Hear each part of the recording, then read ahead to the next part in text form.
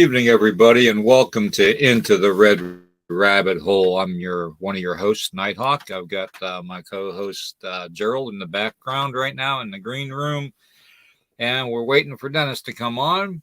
And our subject tonight is going to be a very, very deep one. So after I do a couple announcements, I'll go into the subject material, and we're going to get right into the thick of things, okay? So, warning, federal law allows citizens to reproduce, distribute, and exhibit portions of copyrighted motion pictures, videotapes, and video discs under certain circumstances without authorization of the copyright holder. It is called the Fair Use Act and is allowed for purposes of criticism, which I do a lot of, news reporting, which I try to do, teaching, which I try to do, and which I not. Which doesn't infringe under Section 17 U.S.C. Section 107 Fair Use Act. Phew. All right. Furthermore, Nighthawk High Strangeness podcast channel and all podcasts do declare of any and all content, that is, any and all content, including the music, used for the sole purpose of informing you, the viewing family, of information for educational purposes and per Title 17, U.S. subsection 107. All right. Now, see all of our bright, shiny faces. Let me see here. What do I want to put on here for the time being? Let me bring my others in. Every time I see you with you can do it. Every time I see you with him, I feel like I'm on a psychedelic trip, man.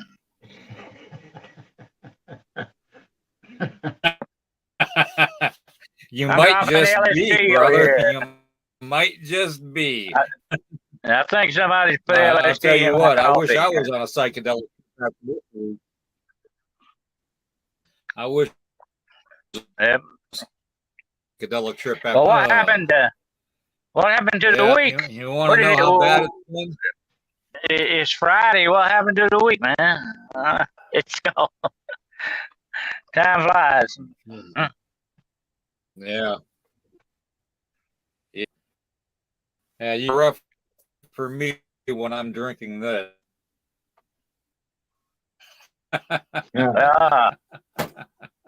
The gator stuff. That is a rough week. That is you have to warn. You got to warn Tracy if you're. You got to warn Tracy that if you're drinking Gatorade, you're gonna be a little snappy. Okay. All right. Oh, that's a bad joke. That is a pink turtle or gator, huh? Okay. Yep. All right. All right. Let's see here.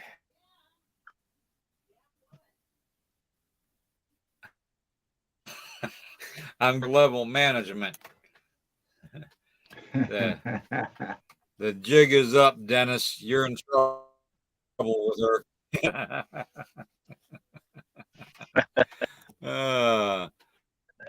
Anyways, we're going to get to the Men in Black. Okay.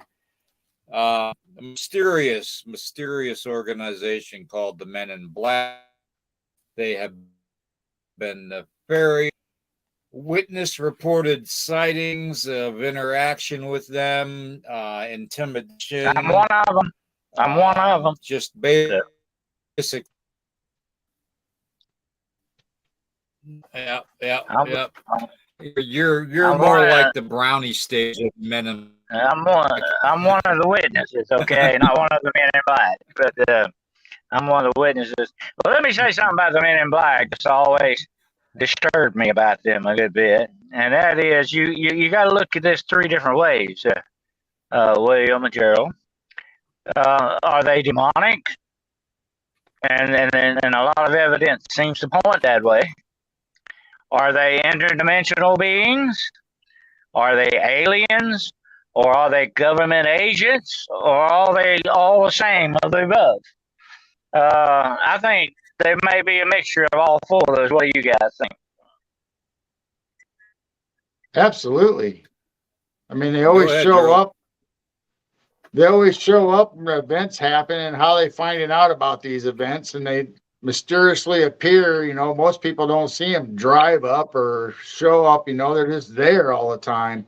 They do come in cars, though. I mean, I have seen reports where they do pull up in cars, but I mean, Well, it's just bizarre how fast they show up. here's what bothers me. When I had my run-in with them, I almost died not long after that. Talking about bad things happening when these guys show up, you know? Almost makes me That's think not of good when you almost die. black-eyed That's children. not good.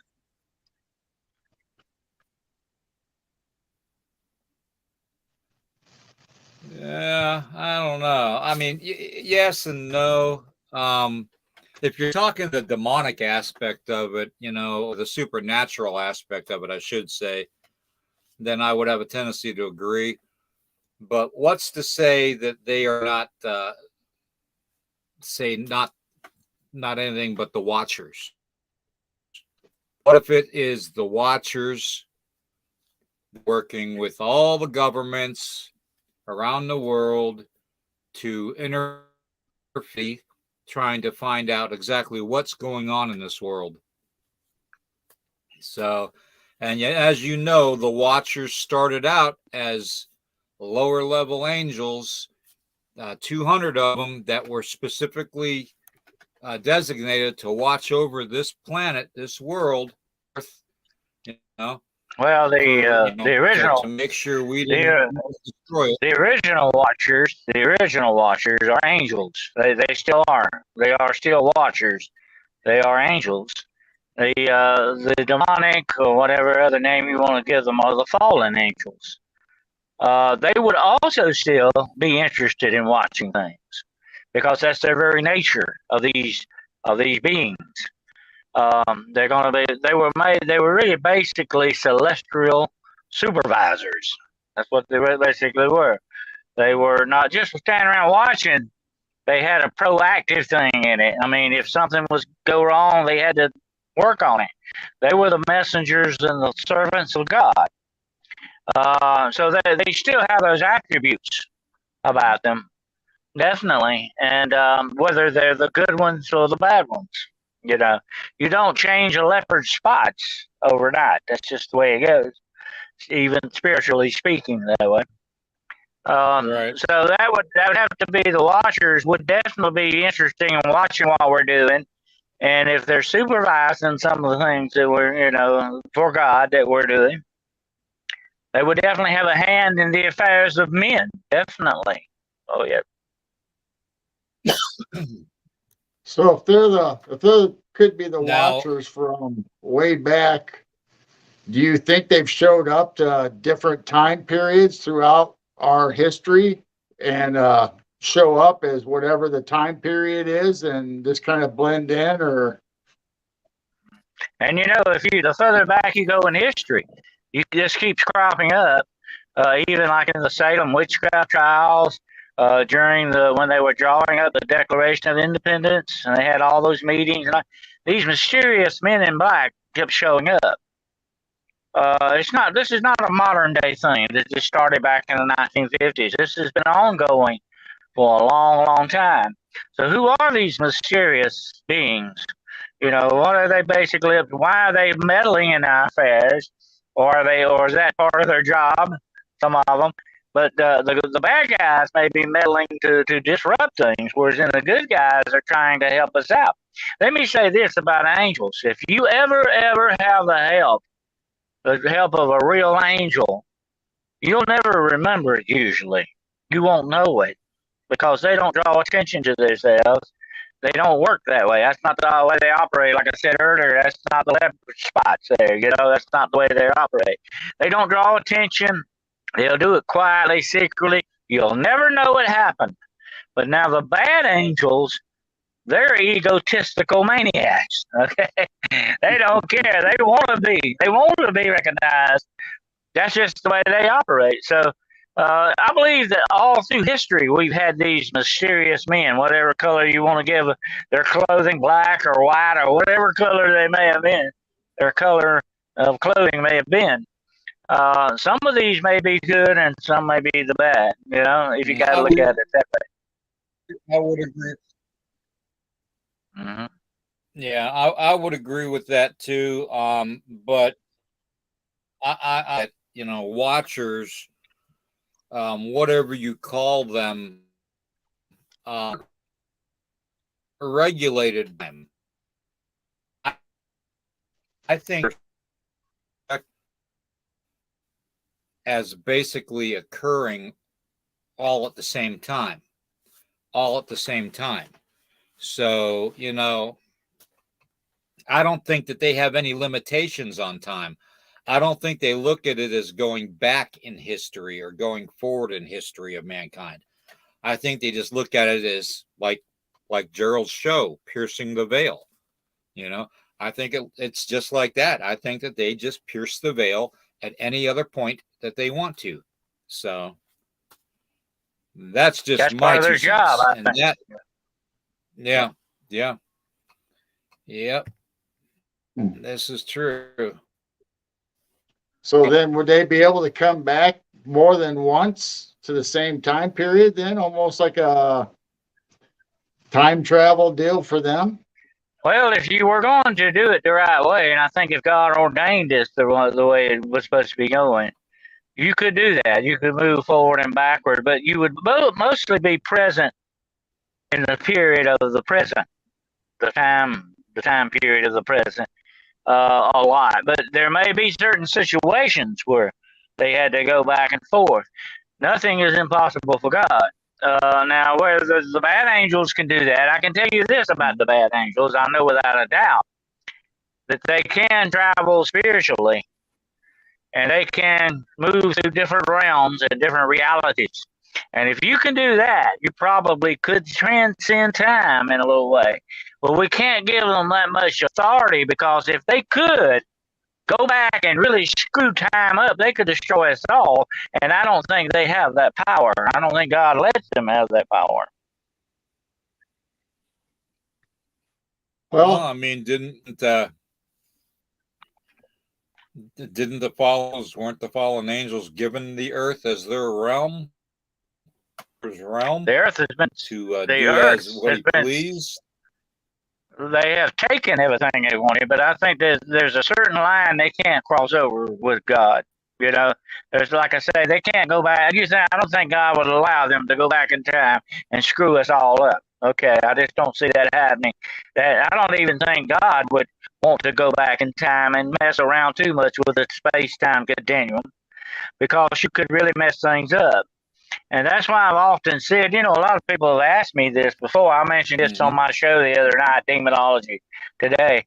A lot of people come up and say, why didn't God answer my prayer? Why doesn't God hear me? Why doesn't he do what I ask him to do? I said, well, maybe he can't in certain circumstances because it would really screw everything up. You got to think about that, You can't, when you go to mess with something, especially when you go mess with time and its continuum, you could really screw all of history up by messing with just one thing. Out of sequence, out of time of itself, you could really destroy the fabric of time and space. And God is smarter than that. He's not going to fool with something that's been set in motion like that, because you would be like, like your name of your show, piercing the veil or tearing the cloth. There's a difference. You might confuse it. I just don't want to tear it. You don't want to tear it. Yeah. I just don't think that that the fallen ones or the watchers, whatever you want to call them, or even God matter, is restricted time that they can come into this world or this dimension. I think that, to them, basically time, it just doesn't exist. For them, I just, for you know, them, I Right. call like it does for us. yeah, yeah, for them. But it does for us. Yes, But exactly. you gotta remember, And you know, William. because I mean, if you think You, you, about it, you gotta remember the time is sort of a concept of man.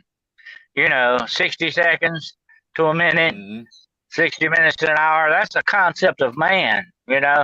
Um, if you go back and look at the Bible and some of these other ancient books, they don't talk about the hour was 3 o'clock or 4 o'clock. They call it watches of the day. There were different Right. watches of the day. You had the noonday watch, which was when the sun stood directly overhead. You see, they went by the celestial bodies. That was how they told time. If you saw the sun going down, right, the day was almost over. That makes sense, when you think about it. Right. A right. lot of That's time that we talk about, especially in quantum physics, is a man-made concept. You know. right. Yeah, that's Well, that's what I said. You know, that's what I said. You just said it differently. Um, but yeah, that's what I said. That time doesn't exist for them on any scale, no matter whether you call it minutes, seconds, or hours, or days, or weeks, or years, or Mm-hmm. decades. You know, I mean, it doesn't exist to them. I think that they can, they can travel throughout the dimensions as freely as you and I travel to the corner grocery store. So Mm-hmm. that's the way I look at it. What do you And think, through Gerald? realities. well, I was thinking about when you were talking about, you know, what they can and can't do on Earth, and Satan had to report to God in the throne room and to tell him report what he's been doing, and he said he was trodden the earth, and then he gave him permission to go and do stuff to Job, but he did not have permission to kill him.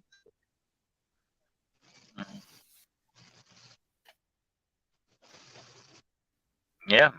Well, I think there's a line So that's you they drawn. I think for the demonic, there is a God drawn line there. You can't step over this. No matter what you do, you can't step over this. They're limited in many aspects. Although they are very powerful beings, they're still limited in certain aspects because I've seen them. I mean, I've seen how they operate. And with my experience with the Men in Black, what still baffles me, and why I say they have to move between realities. I mean, in this huge parking lot, they just disappeared. Where did they go? I mean, they were there 1 minute, and I turned around. I mean, just enough time for me to turn around and look, and they're gone. To me, that astounded me. That's the thing that most disturbed me wasn't seeing them or what they were up to. What disturbed me was how the heck they got out of Dodge that quick. So that just goes back to them being I got to interdimensional. They lean could off to the be side. they could be right there with you the whole time, but in the other dimension, you would never see them. You wouldn't know it, but you might feel their influence sometimes. Exactly. Yeah. Yeah. Yeah. I feel And their I presence think and possibly that's see them occasionally. that's got a lot to do. I think with our present society, there may be that influence there that you don't see, but it's there and it has an effect on you, whether you know it or not. Why a lot of these people go in and shoot up places and kill people and all this stuff, and then later on think, why did I do that? It's almost as if somebody had them under some kind of remote control in many instances, or had their mind Yep. under remote control. Um, you have to wonder, if that influence is there, like you say, it can be felt, it can be used against you, but you can't see it. Just like the germs and the wind around us and all that. You can't see the wind, but you can see what effects it has. That's a spiritual thing. Mm-hmm. That's supernatural. Yeah. It's very spiritual. Yeah.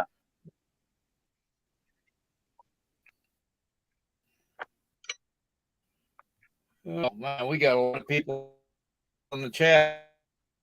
Good, David, Melissa, Ozzy, Sue, Darcy, Carlito, just everybody. Lovely wife Tracy, Chiro, let's see, Judy. David Lester says. David Lester says. Try looking at his background while drinking some scotch. I already mentioned LSD there, David. I moved up to the side. There you go, David. All yours, David. Take a good look. Start moving in circles for them. Yeah.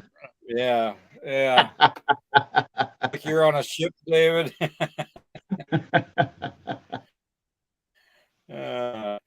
Anyways, he must not have to work tomorrow if he's drinking scotch at 10 o'clock. Yeah, about the weekend off. Primal Cry and Darkwoods are here.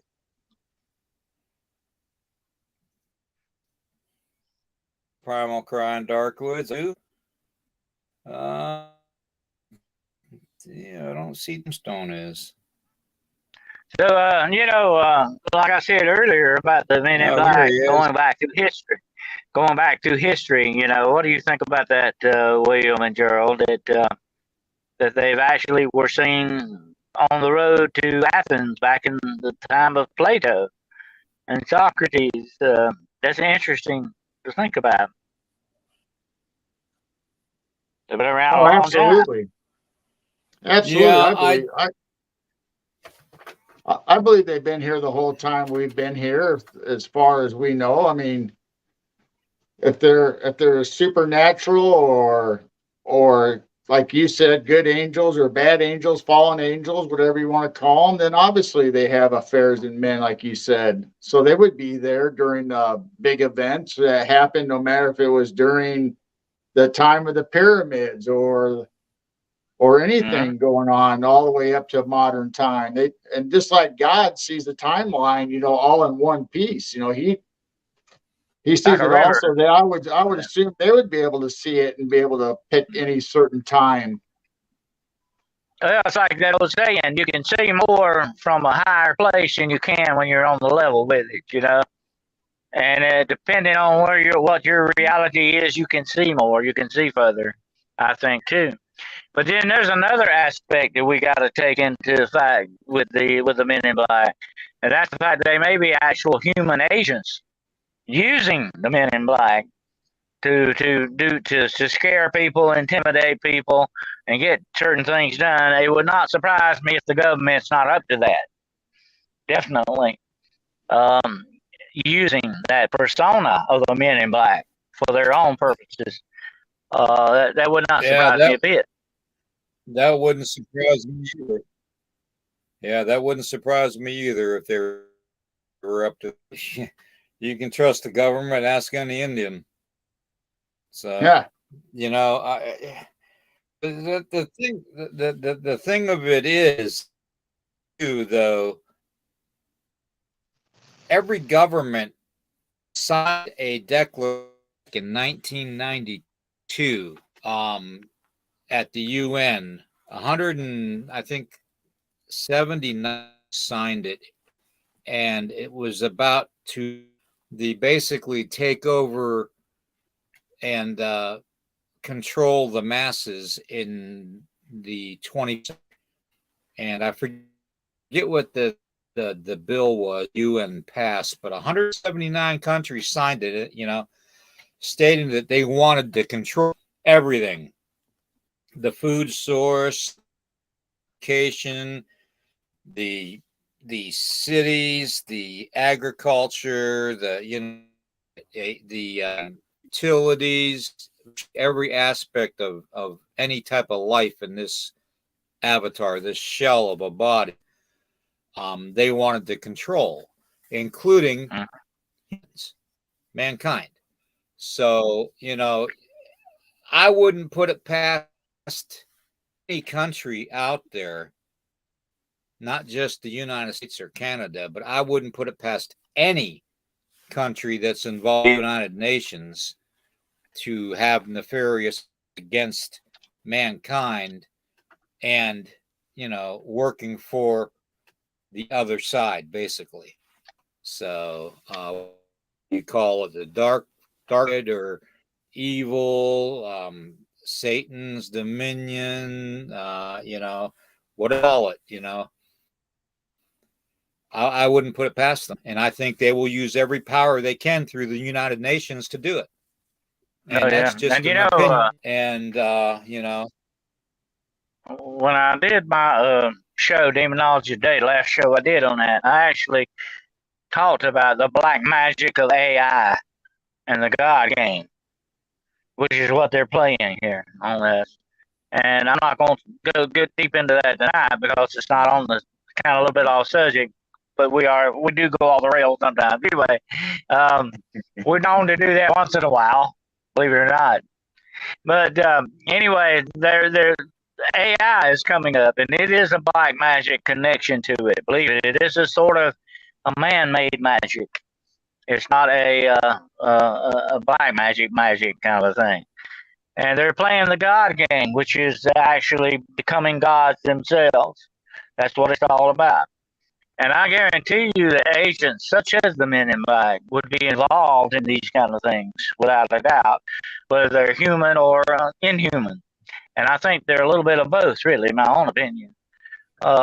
Even J. Edgar Hoover knew about the Men in Black and didn't know who they were. He wanted to know who the Men in Black really were. So it's a common knowledge that the government's known about the Men in Black for a long, long time.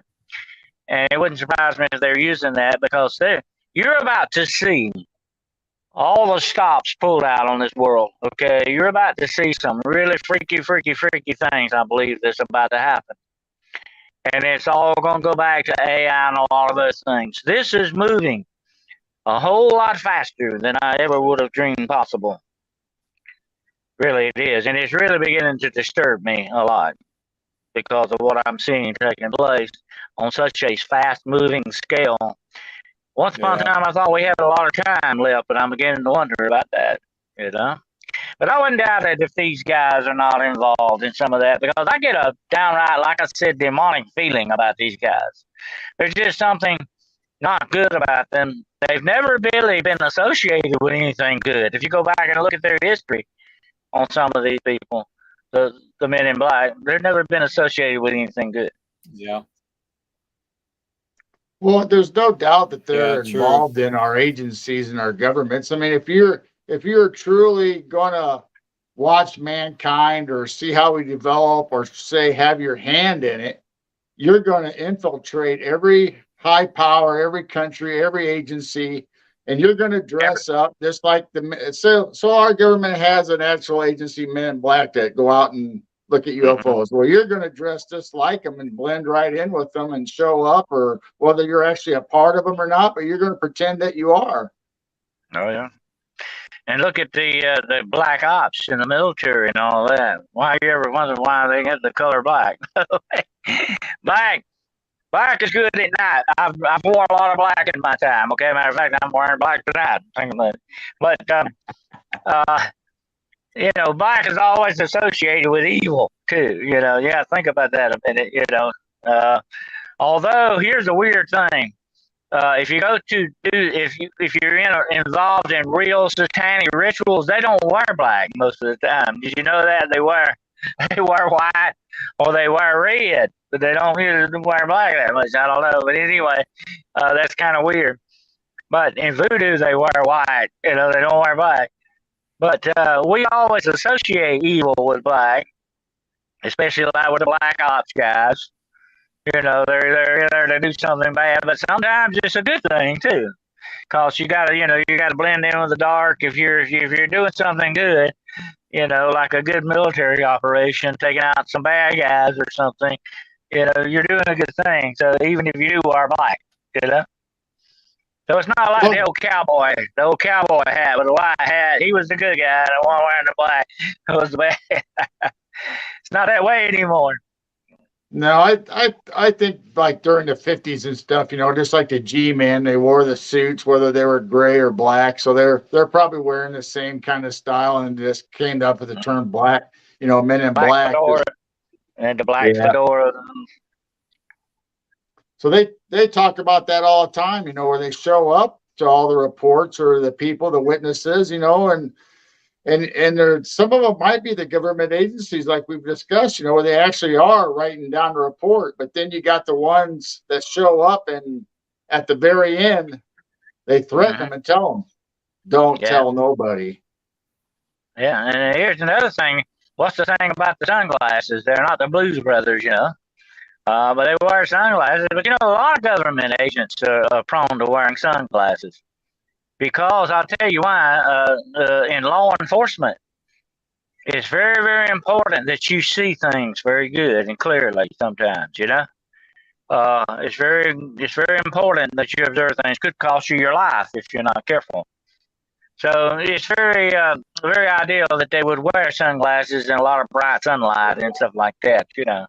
So I think that's became part of the G-Man attire too. The sunglasses. Well, the men in black would definitely want to wear sunglasses just as a disguise too, to kind of hide your eyes, because especially if some of them are inhuman. If they're inhuman, they don't want you to see their eyes, or if you hide your eyes, you kind of hide your identity. Sometimes it's kind of hard to tell without seeing the eyes. Now here's another thing, girl. If you could see their eyes, you might know they're not really human. Yeah, because there's all kinds of videos and reports, of all of a sudden people's eyes go slits instead of the way a natural human eye would be. Or a lot of times there've been a lot of reports of eyes turning red too. There's a red thing going with that, which as William and I've always said, a lot in the past, if it's got red eyes, it's usually demonic. It's not a good thing. There's a lot of that. Of course, you have white eyes. You have the amber kind of colored eyes, but you can have different colored eyes and still be evil. I think it doesn't matter on that. But if you have red eyes or something like that, the sunglasses without the sunglasses would be a dead giveaway to you. You could tell you weren't dealing with a human anymore. And I want to tell you something, Geryl. And I've had this happen to me personally, okay? When you deal with someone that is either what you might want to say possessed or under demonic influence or something, you can tell it in their eyes. I mean, their eyes just don't look right. I mean, you can pick up on it real quick. If you and I were just in the same room right now looking at each other, we would be making eye contact. That's just the way we communicate, and we would know. Instinctively know that you weren't dealing with something that wasn't human anymore. So I would definitely wear my sunglasses if I wanted to hide that. That would be that'd be part of my attire, definitely.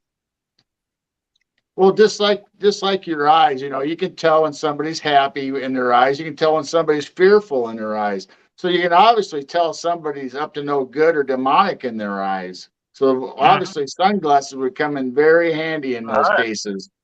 Oh, yeah, and drug use, too, shows up in the eyes, drug use. Now, what do you all think that they're trying to hide? What? Well, what do you all think they're trying to hide? What do you all think they're trying to hide, though? I mean, if they show up after UFO reported sightings or alien sightings, you would think that they wouldn't really want to even hide that. They would want the masses to be in fear, especially if they actually were demonic. If they actually were demonic, they thrive off of fear. A lot of it is intimidation, trying to shut people up. That might be the government agents, by the way, and not the real Men in Black. The real Men in Black seem to to actually get an interview with the real Men in Black. You're actually almost dealing with a visitation. Okay, and I'm gonna say it's not a good visitation, but it's like a visitation thing, and it's not just an interview like a government agent would interview or try to intimidate you. This is another kind of a feeling to it. You understand what I mean? It's like a visitation thing here, as part of what you went through. It's almost as if it was required by them to come visit you because of this. It's part of the experience. You know what I'm saying? Well, also, you always, if you ever Right. read the UFO Good evening, reports and Matt. stuff, they always talk about this witness is credible, and they give a stat, police officer, airplane pilot, whatever the case, upstanding citizen of the community. Well, I think the Men in Black show up to those cases because they know the people will believe them more, so they have to intimidate them. But if you Well, got maybe some they guy want that people. might be a little crazy, or always see stuff, or Well, always have that's these what I was gonna outlandish say. stories, and they kind of leave him alone. They probably might want to have people look like they're crazy, bonkers, and that discredits them completely. See, that would be a smart thing to do, and I think that's got a lot to do with it too. And those may be the human agents doing some of that as well. But I remember during the Roswell thing, and this wasn't a man in black. This was a government. This was a Air Force colonel, and he told that woman, yeah, damage control. That's another good thing about the damage control. Well, he told this woman, he said, look, when she got through giving him her statement, he said, forget everything you told me and go forget about it and go home. She said, what are you talking about? And he said, well, lady, it's a big desert out there. They'll never find your body. That right there is intimidation, okay? It is full-blown intimidation. That's a threat. And to me, that the government won't pull any punches on that. They'll do it. Why would they need the Men in Black to do it? Unless they're, doing that as a disguise. Right. There's Right. reports where people have talked about how the Men in Black are walking away after the interview. Then they kind of turn back towards them and say, lifting up their sunglasses a little bit, that glassy stare, says, we don't have to come back or warn you again, do we? Yeah, I heard them do that too. I mean, that kind of gives me the feel of government agents a little bit more so than the demonic kind of Men in Black. They say that when you have the visitation thing that I'm talking about, that you have a weird feeling while you're there, that you're there in their presence. I think in your heart of hearts that you're not dealing with humans here, okay? And you may not can put a label on it because a lot of people couldn't. But you're not dealing with humans. You know it instinctively. You got that feeling, that gut feeling, And you don't get that feeling with the government agents that way. You know what I'm saying? I don't get that intimidation feeling from anybody. I don't care if it's the Men in Black or not. I don't care if it's the devil himself standing in front of me. I don't get intimidated. I don't have a fear factor inside me anymore. I don't have a switch that goes on and off to go from being, scared and timid to being a grizzly bear. I'm full bore, and like me or not, that it really doesn't bother me. It really doesn't. So I don't care who they are. If the Men in Black think they're intimidating everybody on the planet, they're not intimidating me at all. No, but you'd be able to tell though if you were in the presence of evil though. Mm-hmm. Mm-hmm. Not be scared, but you would definitely be able to sense that. You pick up on it. I think you would pick up on it being evil. Yeah. I've learned it in what I've done.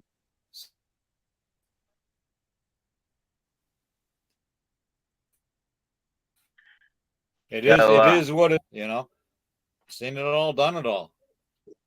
I don't have that switch inside me that tells me to be afraid, because I don't.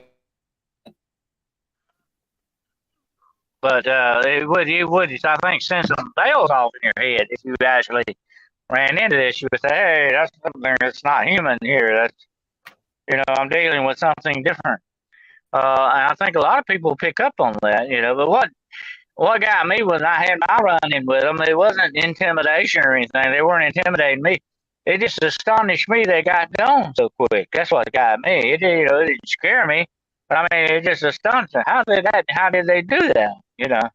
That's what got me, baffled me, I guess you might say. So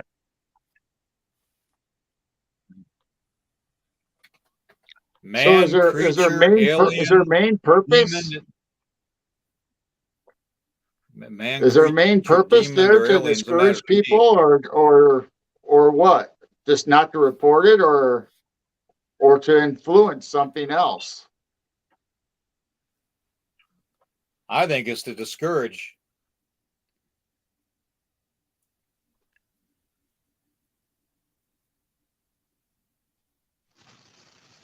I think it's got a lot to do with that. Yeah, I think so. Trying to discourage people, I think trying to get a lot of it's getting people off track of things.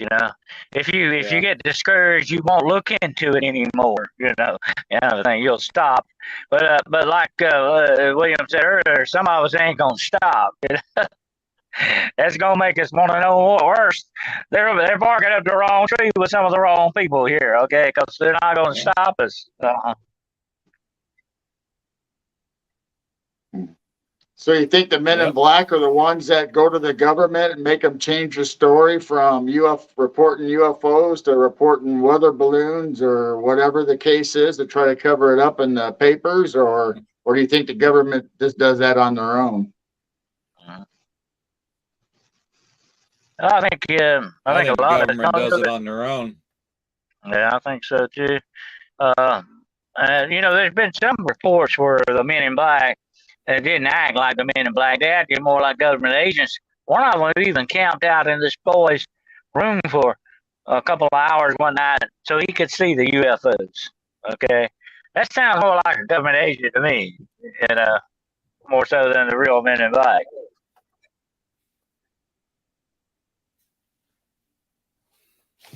True. Yeah. Yeah. I don't know. I mean, the government is so secretive on so many levels, and they're only going to leak to the U.S. public and to the world what they want you to know, anyways. And usually what they leak is outdated, anyways. So it's either outdated or declassified. So it does a whole heck of a lot.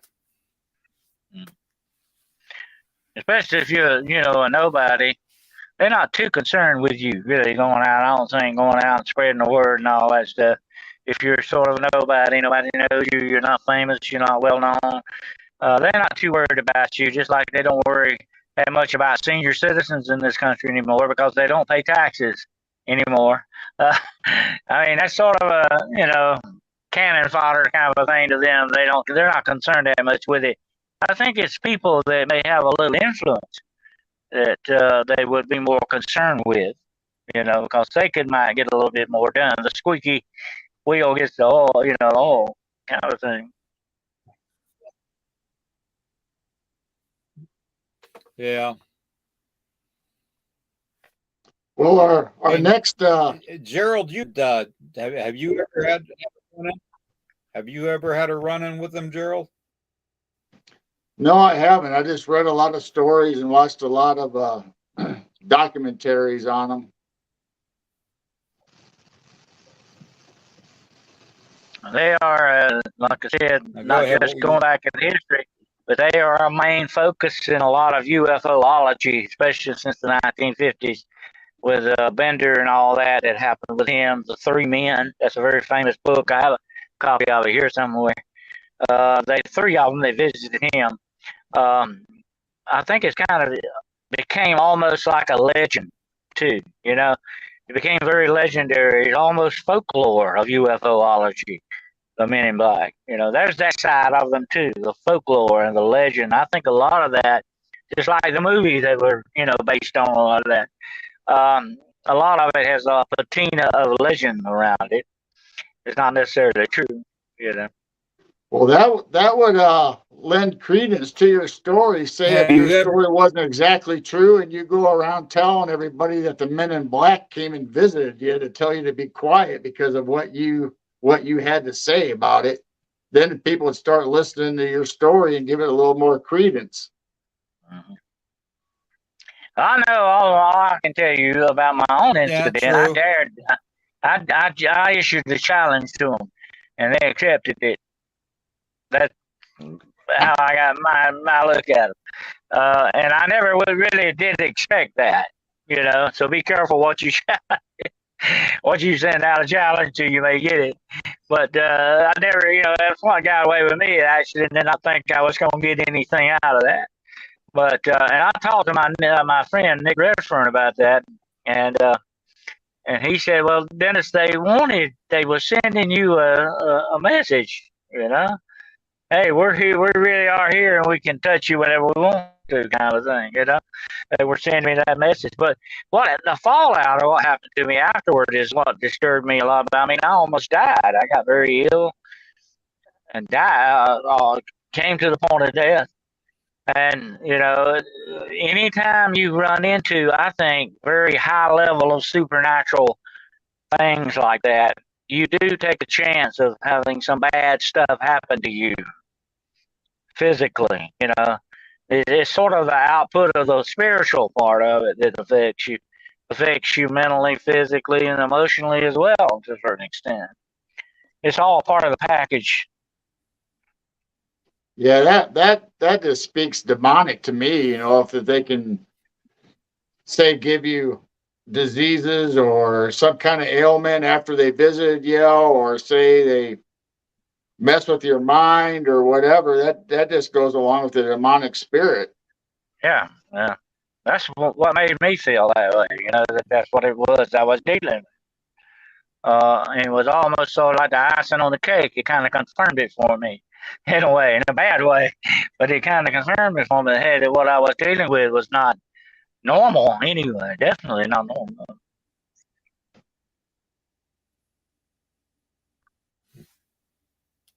But I think a lot of these things happen in the paranormal world, not just with the Men in Black. You can happen with Dogman, it can happen with Bigfoot. I think a lot of these things that we experience can have detrimental effects on us sometimes. Why, I don't know. That's, you know, but there seems to be a pattern to it. You know. Now, is there any stories or witnesses saying that Men in Black had visited or something similar to that for Bigfoot cases, Dogman cases, besides a UFO case? There's a lot of government interference in a lot of that stuff, and a lot of it can be Men in Black as well. Yeah, There's definitely. been reports. Yeah, yeah. Stan Gordon. Stan Gordon can tell you dozens of where men blown up when there's been reported sightings of cryptid creatures and stuff. So it's not just with UFOs and aliens. It's I was Bigfoot. It's Lizard Man. It's all of them. So I can tell you this: I was doing a Bigfoot investigation or hunt, whatever you want to call it. I was on one, and we had government interference. We had drones. We had black helicopters. We had black SUVs show up. So what's going on with that? You know, that Bigfoot kind of thing. So you will have this kind of interference. I think a lot of times in any kind of this stuff, not just UFOs and all. I think it goes across the board, and you at any time you may run into the Men in Black. It wouldn't surprise me a bit. Well, I mean, I know the reports, of the government interfering and causing chaos, with Skinwalker Ranch, City Ranch, Frogman Ranch, I mean, obviously the government does, and they want to take over or know what you're finding out. But I was just curious, if there's actually reports of Men in Black actually going and talking to witnesses or investigators into Big Man or Bigfoot and Sasquatch and Dogman. There's been a few. There've been a few reports on that, definitely, because I've read the case histories on them. Not as many as UFOs, of course. That seems to be, I don't know, a tag that goes along with it. Like I said earlier, it seems to be part of the package on that. But there have been reports, but definitely not just on that. Now, I do know Very, very rarely, I think, have the Men in Black been involved with actual ghost investigation. But there have been a distinct connection between Men in Black visits and paranormal activity taking place in the houses and stuff where they have been. So that tells me another thing is a little bit demonic to me, you know? Yeah, they probably got their fingers in everything, you know, as far as, you know, especially if they're supernatural or interdimensional, or, you know, they already know all that stuff. And the government, if it's just a government, humans, they, you know, they want to control all that too. They want to have the technology of the UFOs. They want to know how people come in and out of the veil, how they go through portals or make portals happen, just for their advantage. And you know, a lot of this Gerald has a feel of a cooperation with these. Our government's cooperating with these things. They're kind of hand in hand. You know, they're kind of working together. That's what gives me that feeling. The government knows a whole lot more than they're going to tell us because they've got their hands dirty. Okay, Right. and real deep dirt too. And I believe they can't, you know, say some things because they've actually kind of went to bed with the devil, kind of a thing here, you know. Um, and when you get in that deep, you can really get to a point where you can't come back, and you can't get clean. You know, that's it. That's just the way it goes.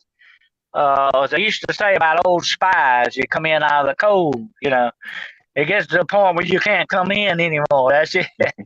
You know, and Yeah. and I think that may be what's going on with our government today. They've got so far and so deep in their collusion with these things that they can't come back or they can't get out of it.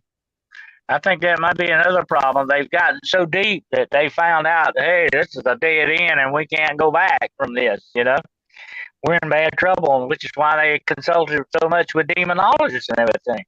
I think they know that their hands are so black and dirty they'll never get them clean. Yep. Okay. Kara says, do you think they intentionally cause illness, or do you think they carry a bacteria or virus that we are not normally exposed to? That's a possibility too. They never found out what was wrong with me. I mean, they did all kinds of tests. Never found out what caused me to almost die. They never did. I never had an explanation.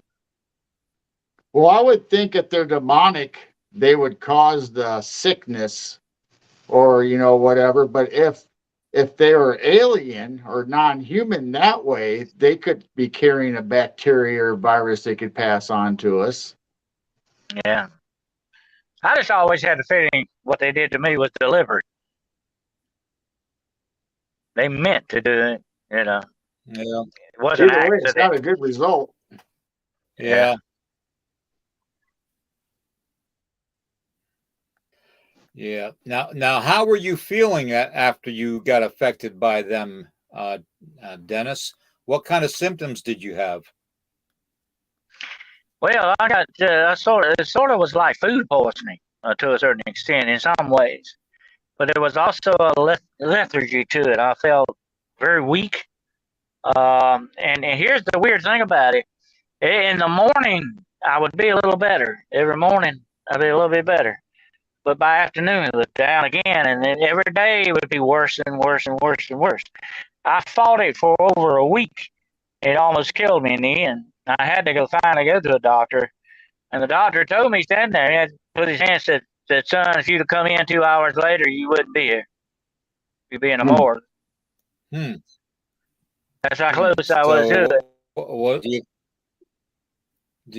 So I mean, Do you think it had something to do with blood? I had a complete evacuation of my body. It was diarrhea. It was vomiting. I was completely dehydrated. It took like 8 bags of fluid back in me to get me back to where that. And I couldn't keep anything down. couldn't eat. I mean, it was just complete. I don't know what it was. To this day, they don't know what it was. They took bacterial colonies and all this on me to find out what it was, and they never could find out what it was. But I was in the hospital for over 3 days. Huh. I lied to get out after that. I probably should have stayed about a week, but I lied to get out of there. Oh yeah, I'm feeling fine. Let me go. Now, It took me What did- months to get over that. It took me months to finally get back to where I was.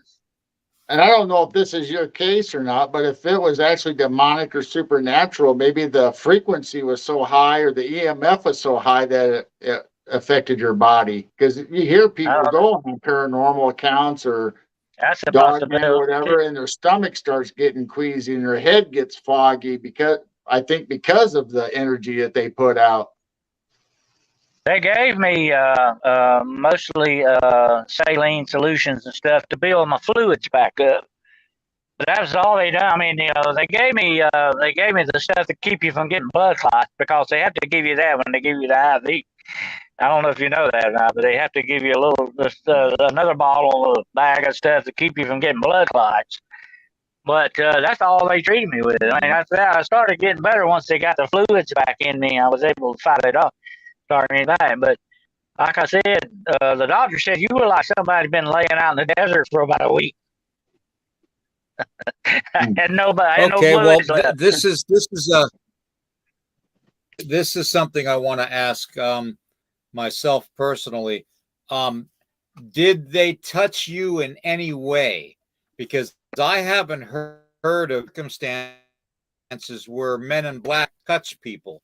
So whatever they're doing has to be either through the energies and vibrations they're putting off. They have certain.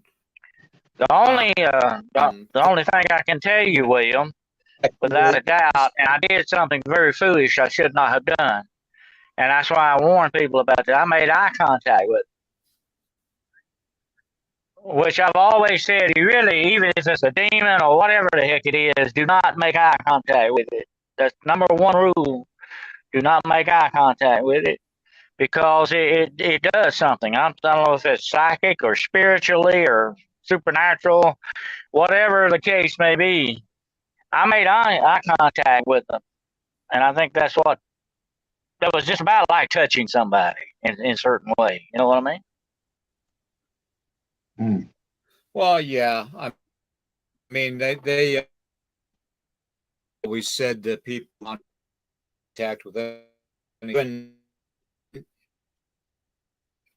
or evaluating, and you come up, say an evil spirit or something, or a mental or something, you want to give them their due respect and not give them the direct eye contact, because in a lot of tradition teachings, direct eye contact is a sign that you're ready for so it's like bring it on.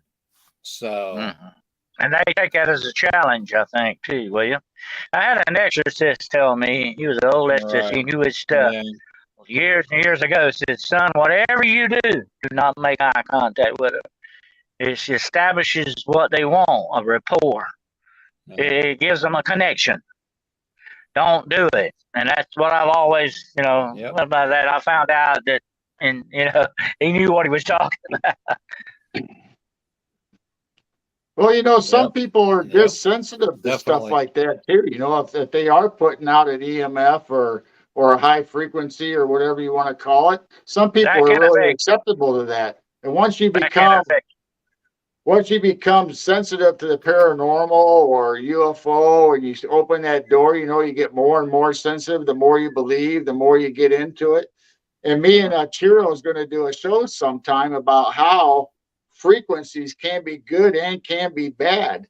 Because we believe that the churches, you take the church music from way back was at a 432. Then modern times they change it to a 440. So you don't have that healing or that frequency that's good for your body, and they turned it to a bad frequency. I believe that it would be more in the frequency range than the EMF, because you don't usually ever run into that high of an EMF during paranormal or supernatural type things. It's not usually that high. I've been around some of those electric towers, and boy, you can really get some ELF off of them. You know what I'm saying? More so than the paranormal side of it. I believe it'd be more frequency kind of thing. That was my own feeling, my own personal opinion. Yeah. It'd be more Yeah. of a frequency, vibration and frequency Yeah. thing. Yeah, I agree with you there. Because frequency at certain levels of frequency, like Gerald said, that it can actually change your DNA. If you Oh listen yeah. to it or you're affected by it enough, if it resonates enough within your system, it can change your DNA or at least your chemical makeup. Whatever, it can shut organs down. It could stop heart rates. It can do all kinds of stuff. So if you're Who knows dealing what with else it could do? frequencies and you're dealing with it, yeah, yeah. So I mean, Well, it's just look at the really, really people. a sketchy area. Just look at the people in the embassies not long ago that got really deathly ill from either the Mm-hmm. microwaves or the frequencies that they thought were being sent out to them, because they all got dizzy and stomach aches and really woozy. Gerald, there are weapons that they can use that will kill you from a distance. Okay, not just make you sick; they will kill you. They can do it. Don't think they can. And wouldn't hesitate to use it. There are a lot of people are assassinated that way too. By the way, a lot of people taken care of like that. And here's another thing: these frequencies, these vibrations, cannot like William said, not only change your DNA, change the chemical makeup of your brain. They can have you kill yourself. Okay. They could change the chemical composition in your brain, screw around with it, and drive you insane from a distance. They don't have to be in the room with you. Or aluminum foil hat. Everybody wear a foil hat. Let me go get my tin foil. I'll be right back. It's on the inside of mine. Put some tin foil on your hat there, Gerald. You'll be all right.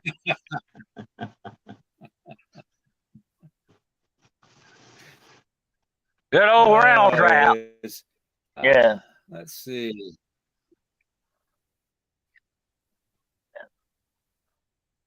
I think I remember seeing that on the X Files where he was talking to that guy and he says, "Yeah, I have my Faraday cage. I wear it all the time." He had it in his hat. There's a Faraday cage in his hat.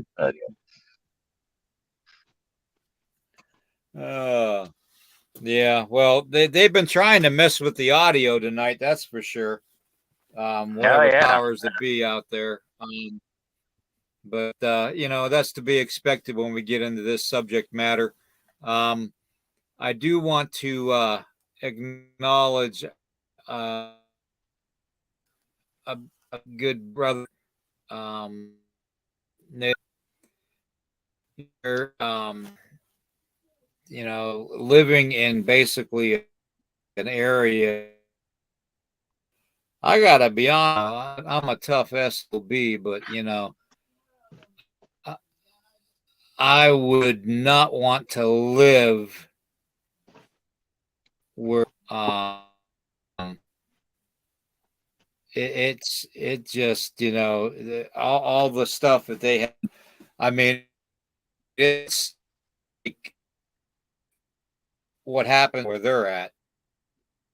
So and go and they'll say New Mexico, no. So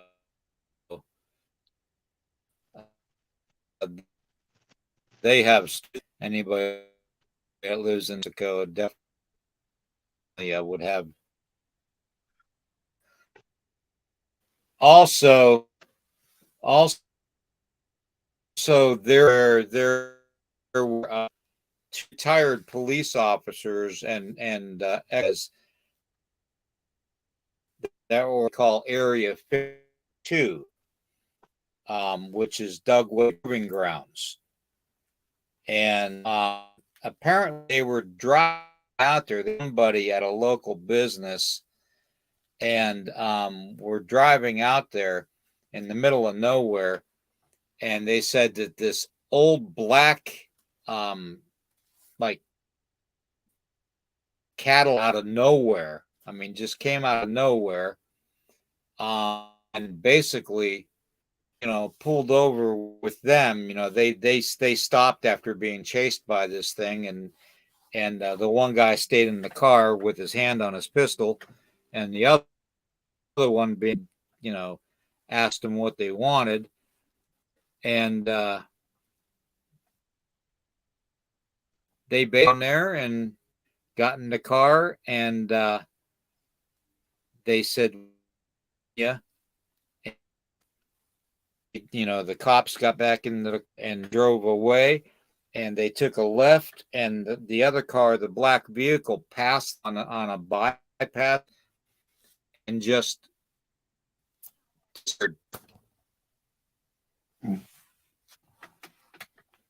so I talked to there's all kinds of stories out there. I talked to a guy one time. He was an older guy, and he was ex-military actually, and I interviewed him about UFOs, and some of the things he wanted to talk to me. He was an older guy; he's deceased now, and he told me something very interesting. He said the Men in Black came to see him one day, and they came to his house. He said, "I tell you the truth, Dennis, I went to the door. I spoke to him. I remember that, but I don't remember anything after that until like an hour later in my house. I was sitting at my table drinking coffee. I said, I don't remember nothing else. And I said to me, that said to me volumes. Like if they could do that to your mind, they could be pretty powerful stuff here. I mean, if you can give you that sort of an amnesia kind of episode, well, you can't remember what they wanted from you or whatever it was. That's kind of scary when you think about it, but this was back years ago before the Men in Black movies came out and all that junk, the comic books and all that stuff. This is what he told me. And he was like, I think, retired Air Force, and he had a security clearance, by the way. He had worked in some of the security stuff. I don't know. I never did get his whole story because, unfortunately, he died not too long after I met him. But he told me that story, and it always struck me as strange what happened in that about an hour that he lost. He can't remember if he ever came back or what. I never did get to find out. But that's very strange. That shows you what kind of power you're dealing with here, to a certain extent. Yeah, I'm sure they don't have a little pin device to flash your memory to wipe it out. They obviously, since they're interdimensional, or if you believe the Men in Black are interdimensional, obviously they have supernatural abilities and probably would be able to use their mind or will, whatever, for you to forget or not to see, or what you did see to change your story a little bit. Oh yeah. Like I say, and I've heard other case histories along those same lines that those kind of things happen to some people. I remember, and a lot of times you'll hear people say this. It won't be that it's like a complete absence, but they'll say, "Oh yeah, I remember them talking to them, but I just don't remember what they asked me or what we said." They can remember everything, but what was said. That's strange. That's very disturbing when you think about it. What kind of magic is they got here? What kind of black magic's going on with this? That's really weird. Yeah. But I mean, the things that they do, they look at pencils and say, "What is that?" Like they've never seen one before in their life. They do weird things, and I think one woman gave them a cup of coffee. Gave one of them a cup of coffee and said, "What am I supposed to do with this?" Yeah. So that tells you what are you dealing with here. Are they human or what? Yeah, something's not quite right. Something going on, definitely. So the So Men in Black are a really big paranormal mystery that nobody has solved yet, and probably never will, because so much of it is surrounded in legend. So much of it is, stories told about this and that. So much conjecture to it. Will we ever really get to the real honest? Because I think there's so much governmental interference in this too. This government misinformation or misrepresentation. Uh, that, but I think the real Men in Black are something else altogether, completely different, and they're not human. I don't think, like I've said before, I said this statement a lot. People say, "Oh, you're crazy, Dennis. You've lost your marbles."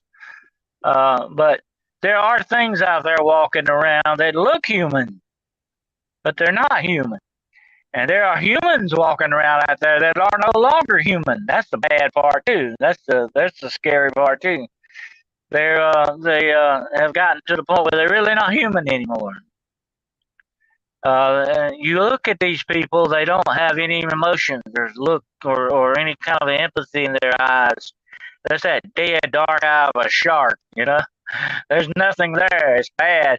Those are dangerous people. I've run into a lot of them in law enforcement. I know what I'm talking about. They're out there, and they are some of the most dangerous people. They have nothing to lose. They really don't care. They really don't care. I mean, I remember one case we had where this guy cut his girlfriend to pieces, went home and took a nap.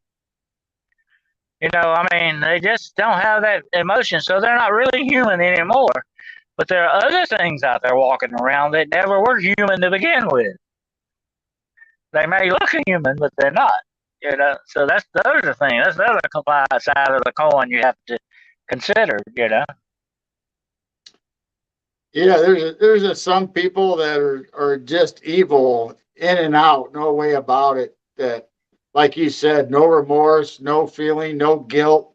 Whatever happens at the moment, that's what happens, and then they act like it never even happened. They just go about their business and do whatever. But then it makes you kind of wonder: are the Men in Black, are some of them human that gave their souls up? Since you're mentioning them kind of being soulless, or is it like one after another? Do they slowly keep giving away more and more of themselves so they become that? Well, those people I described earlier, the ones that have no feeling, no emotion, no empathy anymore. They don't look at you as a fellow human being. Uh, those people are lost souls. That's what I've always called them. They just gone way too far to ever come back.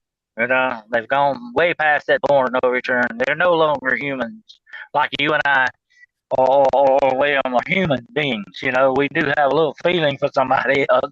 We do have a little empathy. These guys have no feeling. They'll kill you rather than change their socks. They don't bother them. It doesn't matter to them. Those are the most dangerous creatures that walk this planet, among the most dangerous creatures. They're not human anymore. And that might be part of the Men in Black. They might have once been human, some of them, but they may no longer be classified that way. Do you remember the account of the lady that was reported her and a UFO landed in their farmer's field, in the farmer field, and they reported it, and the next day the girl was out in the barn and said that these two men wearing black suits and driving a black car with no license plate on it were walking out in the field and hid in the barn, didn't make a noise, but they still knew she was in the barn and went to the barn and confronted her, and she said that she couldn't remember anything basically that happened. So they must have, there must be some kind of a supernatural connection here. In order to have that kind of scenario to be out. So my friend Ray Boucher, he as a minister, he actually had a visitation of Men in Black in his church. He and his group were working. They were actually going to files of a psychiatrist who had talked to and tried to recover the memories of abductees, UFO abductees. And while they were doing this, the men in black appeared, and it said it was a visitation. That's what he called it. That's what it sounds like, a visitation, which is sort of like what an angel would do or a ghost would do or some type of apparition. And that's what these were. And he said they were there and they slowly faded out. He believes without a doubt that what he faced that day was downright demonic, without any doubt at all. And it sounds very much like that to me as well. So you have that element, definitely. And wherever the demonic is, you've got the supernatural. It's going to be one of those. Yeah, I think this is going to be one of those mysteries that's going to be left open-ended, to tell you the truth, because unless somebody can get a hold of the men in black and beat it out of them, I don't think they're gonna do anything to jeopardize who they are, what they are from, and who they're working for. I don't see them really volunteer like doing you're gonna have. I don't see them volunteering any information. I don't see them signing up. I don't see them signing up for any late shows or anything to go out late night show. Maybe you can have them on as a guest. I don't see them going to I don't see them going to SNL, and doing a skit with them. So, I mean, short of them basically being guests on a podcast, there's really no way that we're going to be able to find out 100% of what they are, who they are, and who they're working for. Well, once you read the stories or investigate, just like Dennis would know, being in law enforcement, once you start doing the case and start getting all the facts together, I mean, you got to believe in Occam's razor. The simplest explanation has to be the answer. So if you start getting supernatural acts, you start getting red eyes, you start getting them interdimensional zipping in and out whenever they want, and you get that evil feeling, I mean, what other conclusion are you going to come up with? Mm-hmm. Yeah. Well, I'll tell you what, I'll tell this for our viewers out there, if you do run into this situation, there are ways to protect yourself that you need to think about doing if you run into these guys, because I don't think your experience is going to be very uplifting and good. Okay, I don't think it's going to come out in a good way usually. So if you run into these type of entities, you might need to prepare yourself spiritually to fight this off, because you're going to need some really heavy duty protection against these guys.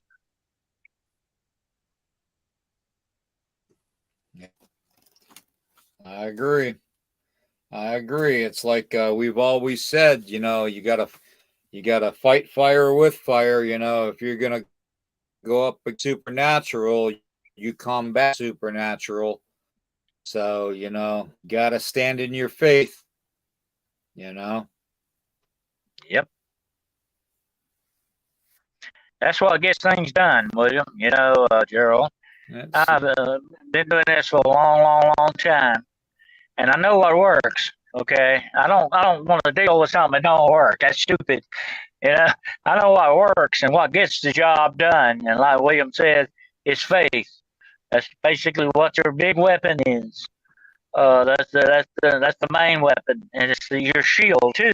Don't forget, it's not only just an offensive weapon; it's a defensive weapon as well, depending on how you have to use it. But that's what real spiritual warfare is. Yeah, because sometimes it's just a constant bombardment, or you feel that way. Yep. So you have to be able to reflect that and protect yourself. Exactly. That's what we call demonic oppression. That's where they're oppressing you. They're attacking all the time, and they're trying to wear you down and get you weak so they can really get you where they want you. That's the way they operate, and it makes sense when you think about that. That's a smart way to do something, if you're going to take over something. So you've got to really have that defensive capability too, not just offensive, but defensive as well. And it's like the guy, I can't think of his name, the guy who wrote the book on war. There's a time to be defensive, and there's a time to be offensive. And you got to know which is the right time, or if you don't, you can get yourself in trouble. Yeah. Yeah. Yep. Yep. Just tell them you're part of Warriors family, and they'll leave you alone. Were you thinking of General So, the method of war?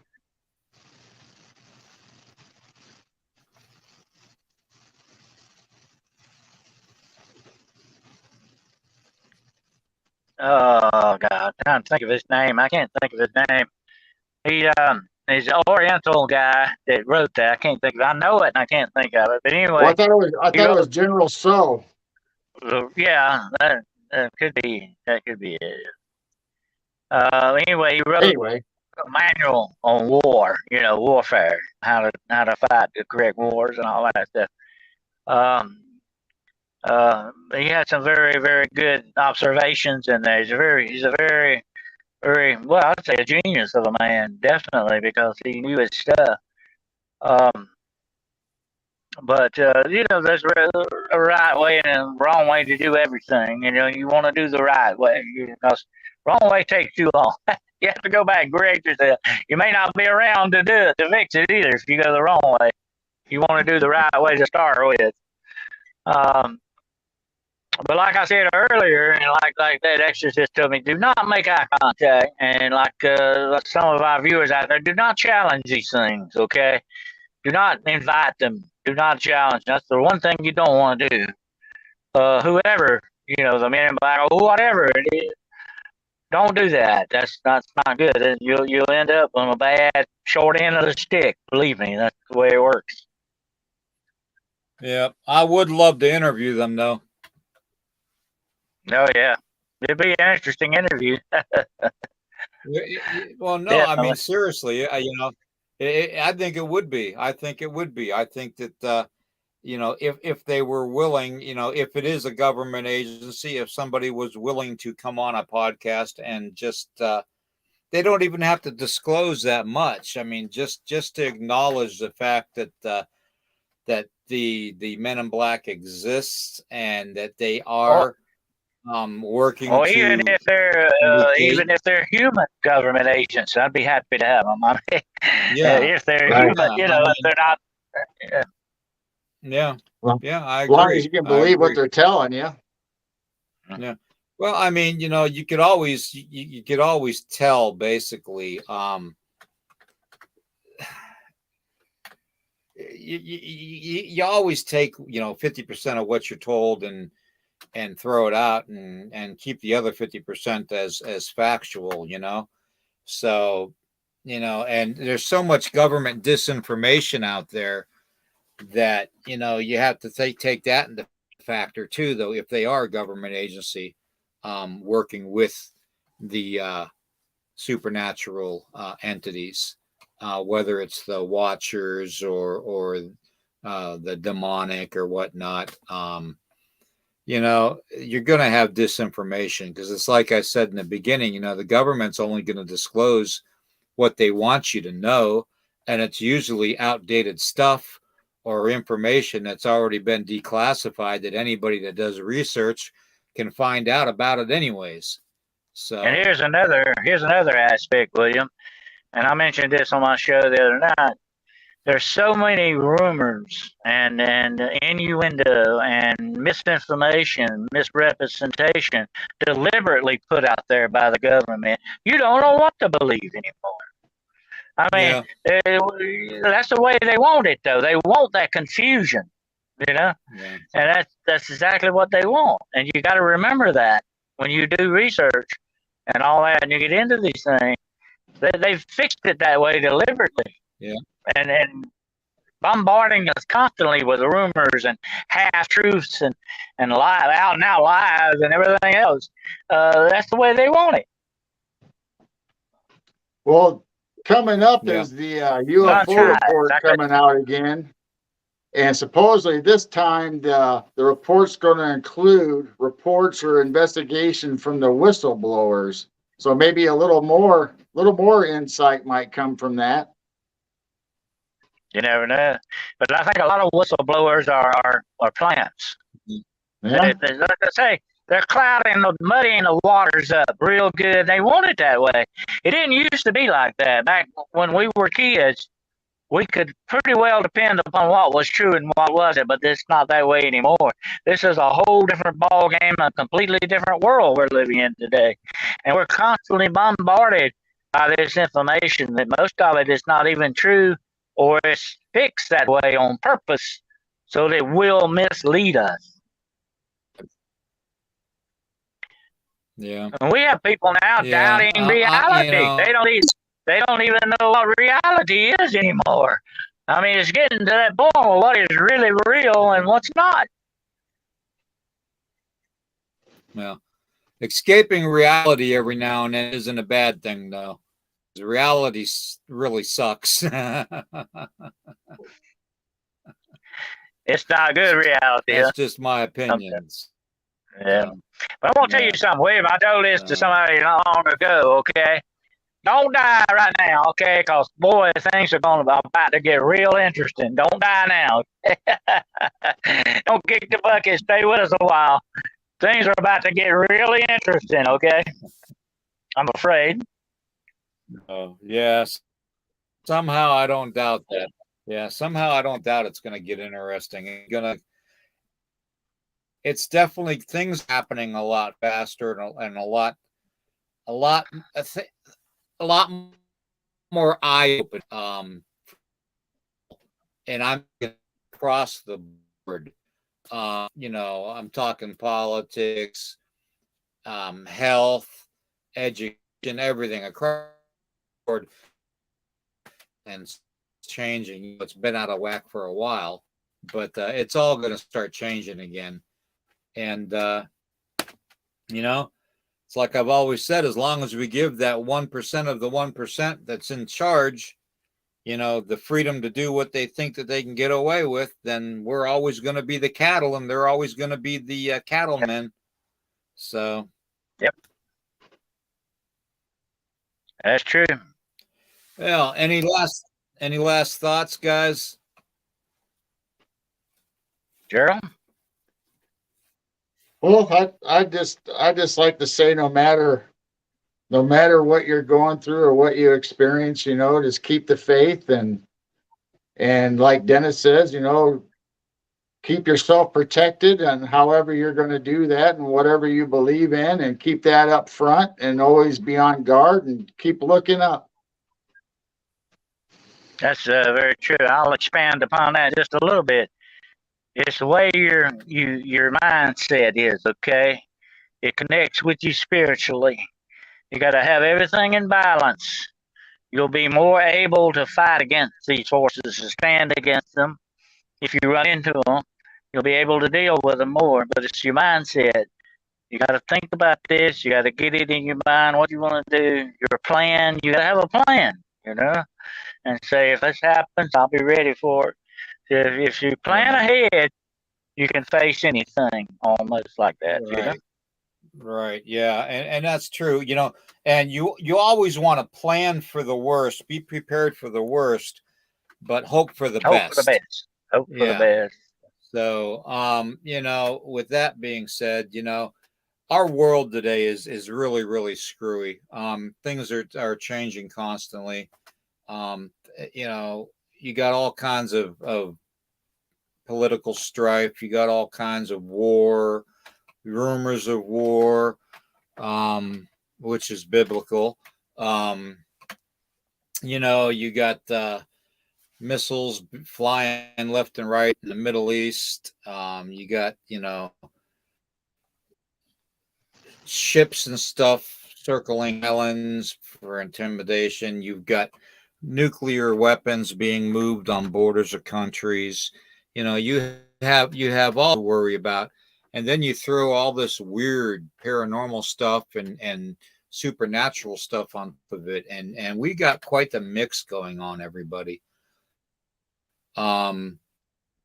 I just, want everybody to know, we may, be only on here, 3 or 4 times a week, the three of us, but, we're here if anybody needs any advice or any, you need any type of way to go or how to protect yourself supernaturally. Spirit answer that. If you have any sign of anything strange and unusual or mysterious, supernatural, let us know. You can get a hold of me at gmail.com. You can get a hold of Dennis at Dennis Ghostwolf, at ghostwolfdc dot gmail.com. Ghostwolf. Yeah. Yep, gmail.com. I'm going to put Geryl's contact information on the screen. Let me get to that. I got to add mine. It'd make it so much easier for having to push all these buttons. At the night YouTube channel and Midwest Night Watchers at gmail. Is that it, Gerald? Yeah, it's Midwest. It's Midwest Night Watchers at gmail.com. Right. Also, okay. So I mean, any one of us you can get I want to mention my new show, which is Demonology Today. It comes on every Sunday night at 9:00 p.m. That's Eastern Standard Time. 9:00 on YouTube. Okay. Demonology Today. Gerald's, yep, and Gerald's got a show too that he's actually putting on the channel here. So, Gerald, if you want to talk about that and who your guest is going to be. Yeah, this Sunday at 3 p.m. Central Time, we're going to be doing another episode of Piercing the Veil. The only difference is we're going to be multicasting. We're not only going to be on Midwest Night Watchers YouTube, but we're going to be on all of Dennis's channel here on High Strangeness. And this week, we just happen to have D.A. Roberts is going to be our guest, and me and Churro is going to interview him, and we're going to get into his new book a little bit, and then we're going to probably switch over like everything that he talks about from Dogman to whatever, and see where it goes. I was actually Gerald's first ever guest, and he still owes me a bottle of champagne. Okay. It's on its way. Oh, now it's on its kind of like the checks in the mail.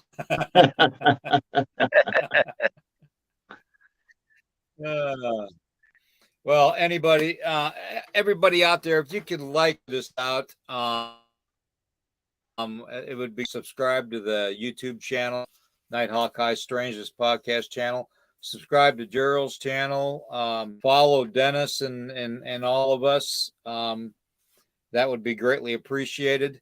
The one thing I do want to that no matter how bad things get, and trust me, I know we've had a bad week household here.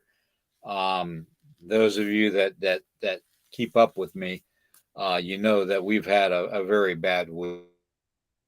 It's just one thing after another, and it just seems like you put your 10 pounds just pushed out every day into a 2.5 pound bag. It's not going to fit, and a lot of go through a lot of stuff, and sometimes it just, or sometimes it to cut an email out to some, say, hey, I think of me for this situation or whatnot, or message somebody, pray for us, that kind of stuff. As bad, you still need to question everything. Okay. You need to, the powers are going to just try to either entice you to look away from what the truth is, or they're going to hit you with so much disinformation you won't know what it is. Okay. That's why I tell you to question everything, and you need to. Okay. Weirdo Warriors in the chat. I wish, and good the morning. We have the Paranormal Week show where we'll then, and don't forget Dennis's show Sunday, Gerald's show Sunday, with his lovely, and Dennis will be with his lovely Me, Myself, and I, and And the Grizz, right? and Grizzly Chris. Yeah. Well, yeah. Grizzly Chris. That's it. That's it. But the bearded, just, question everything. Take it one step. Don't get too overwhelmed. Sometimes even I get overwhelmed. So sometimes venting helps. You warning, Nighthawk Strange, this podcast channel, like, heart, subscribe. Okay. And along with all of our other channels, in the morning for coffee.